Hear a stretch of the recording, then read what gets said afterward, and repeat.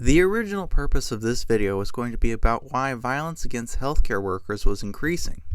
But then I realized that there was actually a larger underlying problem that was resulting in not just a recent increase in violence against healthcare workers, but also a similar increase of violence in schools and against transit workers. Teachers, nurses, and transit workers are all similar in the fact that they have frequent contact with a lot of people in society. I'm going to start off by talking about the rapid increase of school shootings and the general increase of school violence. We've gotten to the point where mass shootings are so common that they don't get as much news coverage and people no longer pay as much attention to them. People like to really focus on the access to guns and how they think gun control will help, but it's clear that this is a violence problem, not a gun problem. We really need to get over this fixation on the tool that was used for mass violence and get to the core of the problem. Literally everyone owns or has access to a household tool that can be used for mass violence. Whether that is a knife, a gun, or a car, it really doesn't matter.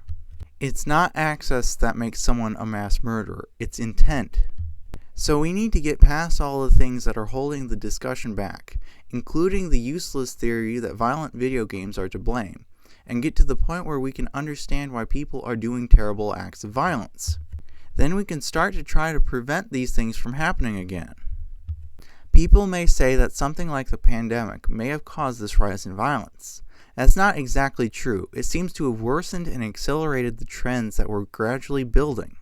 If the pandemic was to blame, logically we should have seen the violence lessen when the effects of the pandemic started to lessen. There are very obvious and very basic things that make students less safe. And the fact that we haven't dealt with them already shows that some people are not comprehending the cause and effect. One of these things was the movement to remove police protection from schools.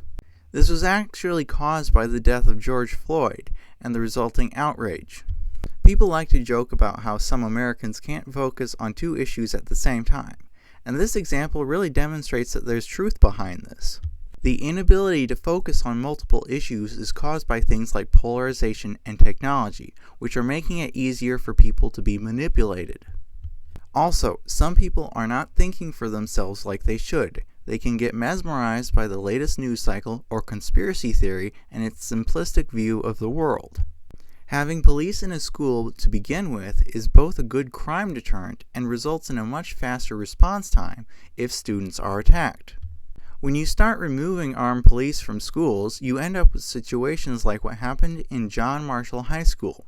There was a stabbing which caused a student walkout and a demand for increased protection in a school that was clearly unsafe.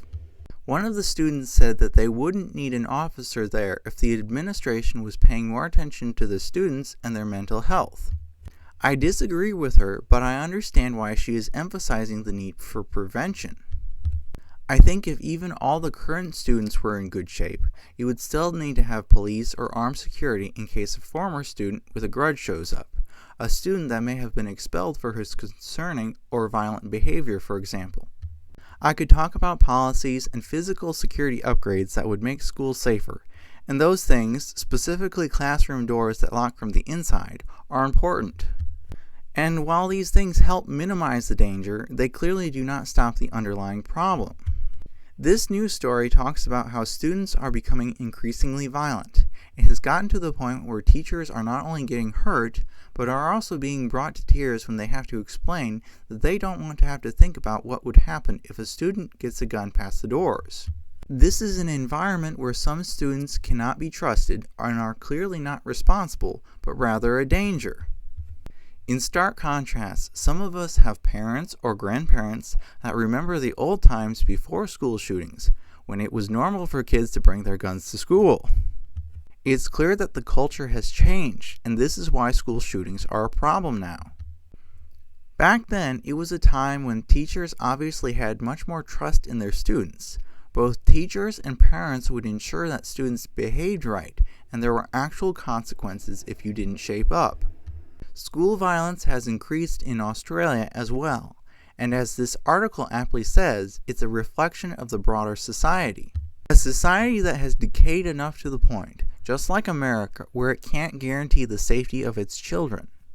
This sort of lack of real consequences for violence at school, coupled with the parents' inability to raise children with morality and discipline, speaks volumes about the current state of society. I want to break this down a little.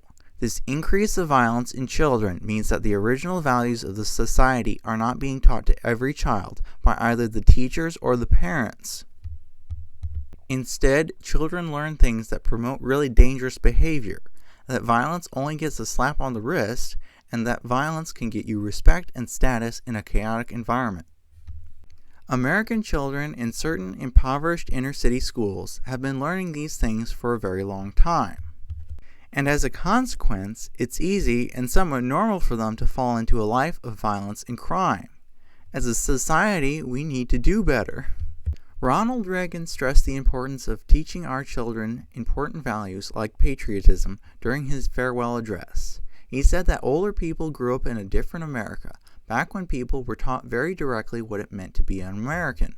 The things that Reagan and many others learned as they were children are no longer being taught by society as a whole. We've really lost some of the things that keep people behaving as they should as part of a larger, informed, moral, and disciplined society. As some have correctly said, mass shootings are a product of a dying society. A society that generally no longer cares about certain individuals. You may remember that with some mass shooters, there were people around them that noticed warning signs, but no one really felt obligated to do anything with that information.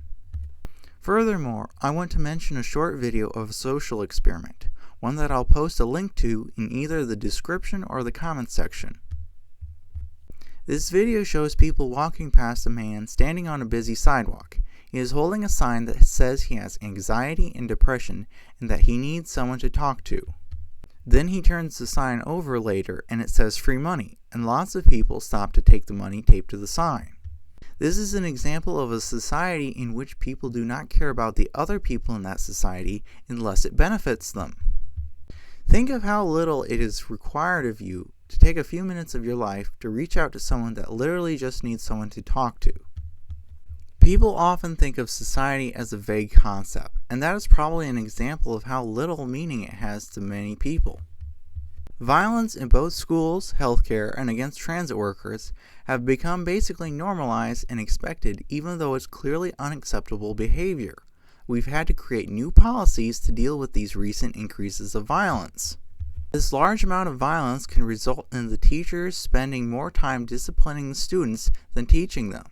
And in the case of this one school, it resulted in at least 42 teachers and 8 bus drivers quitting. With both schools and hospitals, leadership is not always doing what is needed to reduce the violence. This inaction has consequences with moral implications because people can get maimed or killed. This lack of consequences is going to keep making the problem worse until something changes. Under a video about mass shootings, there was an insightful comment from someone who is from Switzerland. He explained that in America it seems to be easy to get excluded from society and be labeled a loser. He also mentioned that if you belong to a community, surely this would prevent you from being violent against the community. Nordic countries don't have the same societal problems we do, and consequently they don't have the same rapidly increasing problems of both school shootings and violence against nurses. With individuals who do not have a sense of belonging or community, things get even worse when they don't have a family that is willing to discipline them or teach them values and morality. These are the people that society should have the greatest desire to help, because they may be the latest mass murderers. These people can begin to resent the society that turned its back on them. They see themselves as victims of an uncaring world and can lash out at the things that cause them pain. This source of pain can be jocks in the case of the Columbine school shooting, or in the case of an angry patient, he was lashing out at the hospital that he views was the cause of his continuing back pain. Humans are social creatures. It should be no surprise to us that they lash out when they are rejected and isolated from society. Potential mass shooters need to understand that we still care about them as people. Most importantly, they need to know this before they start to become the embodiment of evil, before they go down a path of profound hate against most everyone in society. Actions always speak louder than words. You can tell when a society does not care about individuals, when the national policy becomes provide assisted suicide instead of providing enough money for disabled people to live on. This can lead to Canadians like Les Landry to ask, since when did we stop looking at the value of human life in this country? To which I would respond, it's been gradually building for a long time now, but has been recently accelerated. There are some charts that reflect this, including the one that shows the amount of school shootings. This societal decay is also why we are seeing increased violence against the healthcare workers who are just doing their jobs caring for us. We are not only talking about increased physical violence, but more weapons being used, including knives and guns, as well as an increase in racially motivated attacks. People always talk about how staffing shortages, and consequently longer wait times, make it more likely for violence to happen. A staffing shortage, however, does not make more patients become violent racists, and it certainly doesn't make them change their morality to the point where they decide it's okay to pull a knife on a nurse.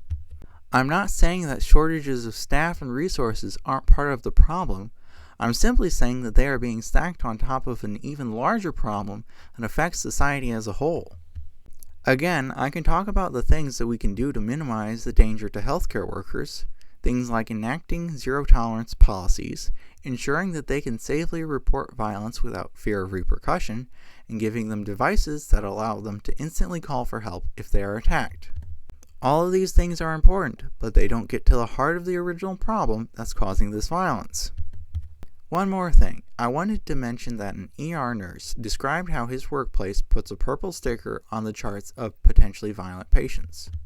He mentions how it's great that they do this, but the purple sticker won't help him if the patient decides to beat him up.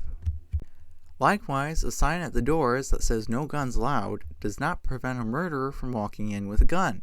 It's only someone who is armed and capable that can actually stop a mass murder from continuing. When talking about violence against healthcare workers, Dr. Rhonda Collins talks about how there is a general anger in our country. Violence in hospitals is simply reflecting the broader issues that our society has, like loneliness, addiction, and mental illness. These problems really feed into each other. Just like how teachers are worried about school shootings, Dr. Rhonda mentions that the violence in hospitals has escalated to the point where nurses are thinking about, could this be the night that I don't go home to my family? These things are a clear warning sign that our society is in free fall. At the end of this free fall is rock bottom, where things literally can't get any worse. I'm going to be blunt. Without fixing the underlying societal decay, things are going to get a lot worse in the future. Andrew Tate, of all people, made the same point and mentioned that the Western world is in decline. He said that things are going to keep getting more violent as morality and society decays. He explains that he lives in Romania and is generally very safe, though it is poor and has organized crime. That Romanians have a common sense of morality, which is something that America's society as a whole does not have. In the same video, Mr. Tate mentions that he believes Americans who have enough money should immigrate to freer, safer nations. If I truly believe that America was beyond saving, I would encourage people to do this. The reason why America still has hope is because there are large areas that are still resisting the societal decay, which frequently manifests as violent, lawless behavior and an inability to solve basic problems. The patriotic part of me also says that this is our country and we have a duty to preserve our nation and the values that it stands for. People are not happy with their lives, and this is shown in the amount of people who are increasingly dying from drug overdoses and from suicide. People need help, and they are not getting it. The drug-filled homeless camps found in many American cities are a cry for help, as well as a constant reminder that society doesn't really want to help these people.